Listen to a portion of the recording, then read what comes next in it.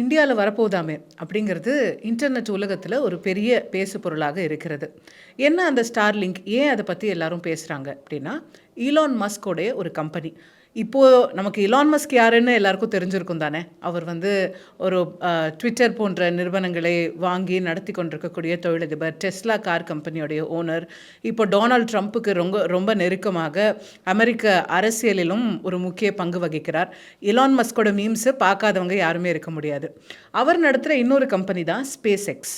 அந்த space X நிறுவனம் மூலமாக டைரெக்டாக சேட்டலைட் இன்டர்நெட் சர்வீஸ் கொடுக்குற மாதிரி அவங்க ஏற்பாடு செய்திருக்கிற ஒரு ப்ராடக்ட் தான் ஸ்டார் லிங்க் அப்படிங்கிறது. அது இந்தியாவில் விற்பனைக்கு வரப்போகிறது. அதுவும் இந்தியாவில் ஏற்கனவே இருக்கக்கூடிய டெலிகாம் நிறுவனங்களான ஏர்டெல் மற்றும் ஜியோ, இந்த 2 பேரோடையும் அவங்க ஒரு டைப் ஏற்படுத்தியிருக்காங்க. அந்த அனௌன்ஸ்மெண்ட் இப்போ வெளியாகி இருக்கிறது. ஆனால் இப்போ உடனே வாங்கிடலாமா, லான்ச் ஆகிடுச்சா அப்படின்னா இல்லை. இன்னும் அதுக்கான ரெகுலேட்டரி அப்ரூவலை அவங்க நிறைய வாங்கலை. ஏன் இதுக்கு ரெகுலேட்டரி அப்ரூவல் தேவை அப்படின்னா, நமக்கு வழக்கமான இன்டர்நெட் கனெக்ஷன் எப்படி வருது, ஒன்று மொபைலில் டைரெக்டாக 3G 4G இன்டர்நெட் நம்மளோட மொபைல் மூலமாக வந்துடுது. இன்னும் நம்ம வீட்டில் வச்சுருக்கிற இன்டர்நெட் ப்ராட்பேண்ட் அப்படின்னா அது கேபிள் மூலமாக நமக்கு வருது. ஆனால் இந்த ஸ்டார்லிங்க் அப்படிங்கிறது நேரடியாக செயற்கைக்கோள் மூலமாக, சேட்டலைட் மூலமாக அவங்க இன்டர்நெட் கனெக்ஷனு, வைஃபை கனெக்ஷனை நம்ம வீட்டுக்கே தந்துடுவாங்க. எப்படி நம்ம டிவியில் டிஷ் டிவி கேள்விப்பட்டிருக்கோம் இல்லையா, நம்ம வீட்டிலே ஒரு சின்ன டிஷ் வச்சுட்டோன்னா ஏர்டெல் டிஜிட்டல் இந்த டிடிஹெச் அந்த டிடிஹெச்னு சொல்லிட்டு கொடுக்குறாங்க.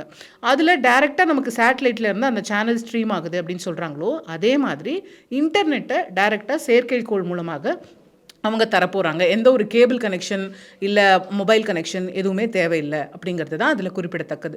ஸோ இது சேட்டலைட் மூலமாக வர்றதுனால இன்னும் நிறைய அரசாங்கத்திடம் அப்ரூவல்ஸ் வாங்க வேண்டி இருக்கிறது, நிறைய விஷயங்கள் இருக்குது. ஸோ இனிமேல் உடனே வந்துடும் அப்படிங்கிறதுக்கானது இல்லை.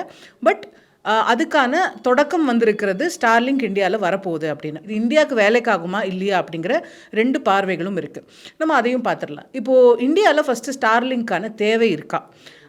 இந்த சேட்டலைட் இன்டர்நெட் அப்படிங்கிறதே அதோடைய ஒரு முக்கிய பங்கே எங்கே வருதுன்னா, ரிமோட் ஏரியாஸில் நம்ம ஃபைபர் ஆப்டிக் கேபிள்லே போட முடியாது, இல்லை மொபைல் கனெக்டிவிட்டி கூட சரியாக கிடைக்காது அப்படிங்கிற இடத்துல கூட செயற்கைக்கோள் மூலமாக நம்ம இன்டர்நெட் கனெக்ஷனை கொடுக்க முடியும் அப்படிங்கிறது தான் இதோடைய பெரிய அட்வான்டேஜ். அப்போது அந்த மாதிரி கனெக்டிவிட்டி இல்லாத ஏரியாஸ்க்கு இது பெரிய பயன்படும் அப்படின்னு நிறைய பேர் சொல்கிறாங்க. ஆனால் இந்தியாவில் ஏற்கனவே மொபைல் டேட்டா மூலமாக 3G 4G கனெக்டிவிட்டி கிட்டத்தட்ட இந்தியாவின் 95% கிராமங்கள் வரைக்கும் இருக்குது. எல்லார்கிட்டையும் ஒரு ஸ்மார்ட் ஃபோன் இருக்குது, கிராமங்கள் வரைக்கும் ஸ்மார்ட் ஃபோன் இருக்குது, எல்லோரும் வாட்ஸ்அப் யூஸ் பண்ணுறாங்க, மொபைல் டேட்டா யூஸ் பண்ணுறாங்க. அப்போ இன்டர்நெட் கனெக்டிவிட்டி தான் நமக்கு ஏற்கனவே இருக்கே. இப்போ ஸ்டார்லிங்க் புதுசாக என்ன செய்ய போகிறாங்க அப்படிங்கிற கேள்வி எழலாம்.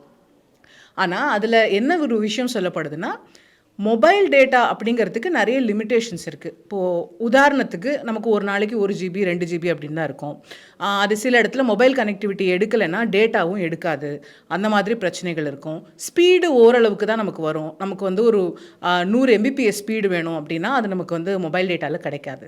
சரி, இந்த ஸ்பீடு இதெல்லாம் வச்சு நம்ம என்ன செய்ய போகிறோம் அப்படின்னா, இன்றைக்கி மொபைல் டேட்டா வச்சு கிராமத்தில் ஒரு இளைஞர் மொபைல் பயன்படுத்தி இன்டர்நெட் பயன்படுத்துகிறாரு அப்படின்னா அவரால் ஒரு சோஷியல் மீடியா பார்க்க முடியும், மிஞ்சி போனால் ஒரு யூடியூப் பார்க்க முடியும், அதுவும் டேட்டா லிமிட்குள்ளே தான். பட் ஒரு ப்ராட்பேண்ட் கனெக்ஷன் இருக்குது அப்படின்னு சொன்னால், நம்ம லாக்டவுனில் கூட பார்த்தோம், ஒரு ஆன்லைன் கிளாஸை மொபைலில் அட்டென்ட் பண்ணுறதுக்கு நம்ம பசங்க எவ்வளோ கஷ்டப்பட்டாங்கன்னு சொல்லி.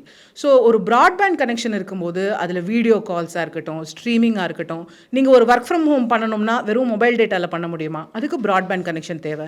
ஸோ இந்த மாதிரி நீங்கள் ஃபுல் ஃப்ளெஜ்டாக ஒரு பிஸ்னஸ் பண்ணுறதுக்காக இருக்கட்டும், இந்த மாதிரி நிறைய தேவைகளுக்கு ப்ராட்பேண்ட் இன்டர்நெட் தான் பெட்டராக இருக்குது.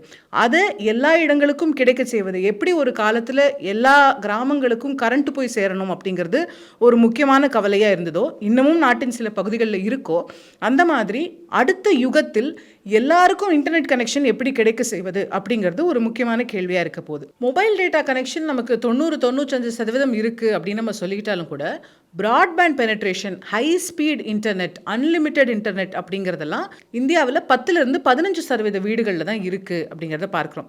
இதுவே ப்ராட்பேண்ட் பெனட்ரேஷன் அமெரிக்காவில் எவ்வளோ இருக்குது அப்படின்னு நம்ம பார்த்தோம்னா 92%, 92% ப்ராட்பேண்ட் கனெக்ஷன்ஸ் அங்கே வச்சுருக்காங்க.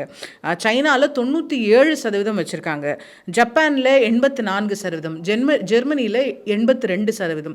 ஸோ இந்த அளவுக்கு ப்ராட்பேண்ட் பெனிட்ரேஷன் இருக்கும்போது இன்டர்நெட் மூலமாக நமக்கு கிடைக்கக்கூடிய எல்லா சேவைகளுமே எல்லா மக்களுக்குமே ஈஸியாக கிடைக்கும் அப்படிங்கிற மாதிரியான ஒரு விஷயம் சொல்லப்படுது. அது வளர்ச்சிக்கு உதவும் அப்படிங்கிற ஒரு பார்வை சொல்லப்படுது.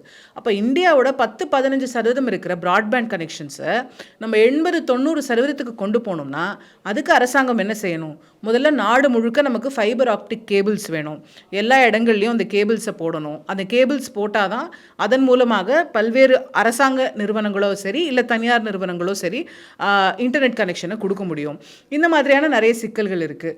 பாரத் நெட் போன்ற ப்ராஜெக்ட்ஸ்னால அந்த ஃபைபர் ஆப்டிக் கேபிள்ஸ் பண்ணுறதை இந்திய அரசாங்கம் செஞ்சுட்டு இருந்தாலும் கூட ஒட்டுமொத்தமாக இந்த 80-90% பெனிட்ரேஷன் வரணும் அப்படின்னா அதுக்கான இன்ஃப்ராஸ்ட்ரக்சர் காஸ்ட், அந்த கேபிள்ஸ் எல்லாம் பதிக்கிற காஸ்ட் மட்டும் 4 லட்சம் கோடி ரூபாய் அளவுக்கு ஆகும்னு சொல்லப்படுது.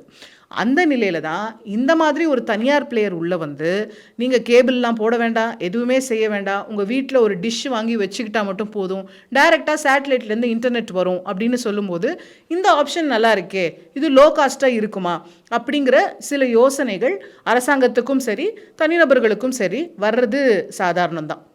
லோ காஸ்ட்டாக இருக்குமா அப்படிங்கிறது தான் இங்கே கேட்சான முக்கியமான கேள்வியாக மாறி இருக்கிறது. அமெரிக்காவில் இதே ஸ்டார்லிங்க் அவங்க விற்கும்போது மாத சப்ஸ்கிரிப்ஷன் மட்டும் $120.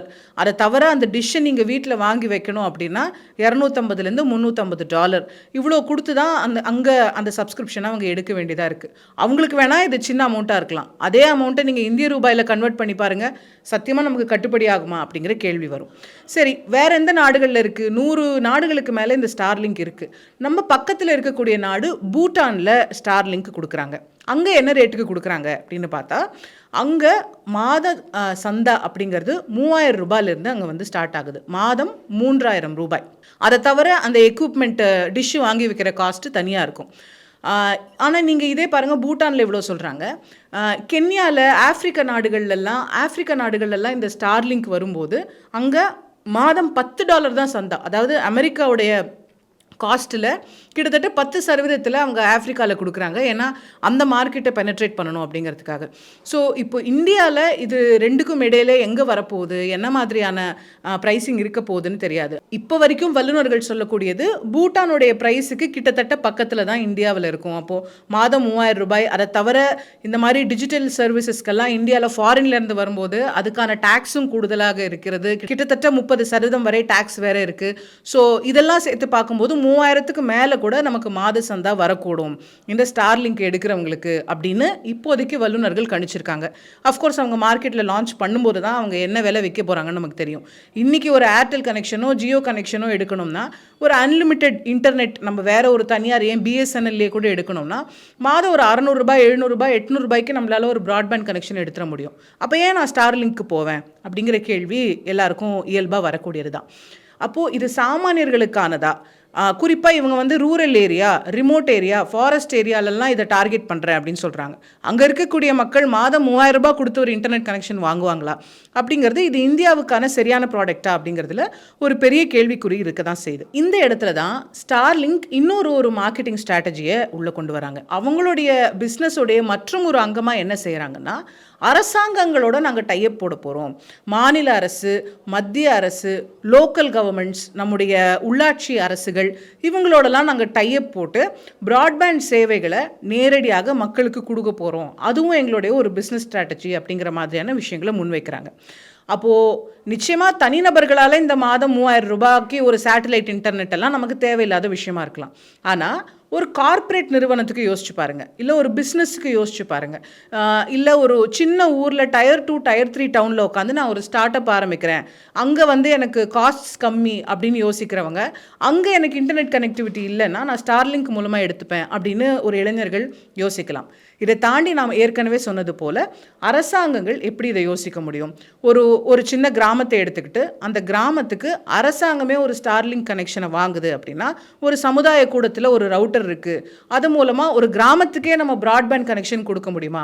இப்போ எப்படி ரயில்வே ஸ்டேஷனில் வந்து நமக்கு ஃப்ரீ வைஃபை அப்படிங்கிறது கொடுக்கப்படுது, சில பொது இடங்களில் கொடுக்கப்படுது, அந்த மாதிரி அரசாங்கமே இந்த கனெக்டிவிட்டியை, நான் முன்னாடி சொன்னேன் இல்லையா, கரண்ட் கனெக்ஷனை எப்படி அரசாங்கம் ஊக்குவிச்சதோ கொண்டு வந்ததோ அந்த மாதிரி ஒரு வைஃபை கனெக்ஷன் எல்லா நபர்களுக்கும் தேவை அப்படிங்கிறத வரக்கூடிய காலம் அப்படி தான் இருக்கும்.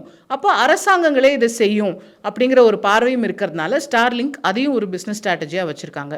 பட் இதையும் இந்தியாவில் இருக்கக்கூடிய மத்திய அரசு, மாநில அரசு இவங்க எல்லாருமே உடனடியாக ஏற்று செய்ய போகிறாங்களா அப்படிங்கிறதெல்லாம் ஒரு பெரிய கனவு தான். பட் இதெல்லாமே ஒரு பைப்லைனில் இருக்கக்கூடிய விஷயங்களாக நம்ம பார்க்க முடியுது. அதை தாண்டி இந்த ஸ்டார்லிங்க்கு டிஸ்அட்வான்டேஜே இல்லையா? இதனுடைய இந்த ஸ்டார்லிங்கோடைய பிரச்சனைகள் என்ன இருக்குது அப்படின்னு கேட்டால் நிச்சயமாக இருக்குது. ஒன்று, டிடிஹெச் யூஸ் பண்ணுற, டிஷ் டிவி யூஸ் பண்ணுற எல்லாருக்குமே தெரிஞ்சிருக்கும். நமக்கு மழை வந்ததுன்னா, மேகம் வந்ததுன்னா டிவி கொஞ்சம் சரியாக தெரியாது, திடீர்னு நின்று போயிடும் அப்படிங்கிற பிரச்சனைகள்லாம் இருக்கும். இது வந்து சேட்டலைட் மூலமாக வர்றதுனால அதே பிரச்சனைகள் இதுலேயும் வருவதற்கான வாய்ப்புகள், ஒருவேளை ஸ்பீடு குறையவோ அந்த மாதிரி பிரச்சனைகளோ ஏற்படலாமா அப்படிங்கிற ஒரு கேள்வி எழுகிறது. அஃப்கோர்ஸ் டெக்னிக்கல் எக்ஸ்பர்ட்ஸ் இதுக்கு இன்னும் பெட்டராக பதில் சொல்லுவாங்க. பொதுவெளியில் இருக்கிற கேள்விகளை மட்டும் நம்ம என்னன்னு பார்த்துடலாம்.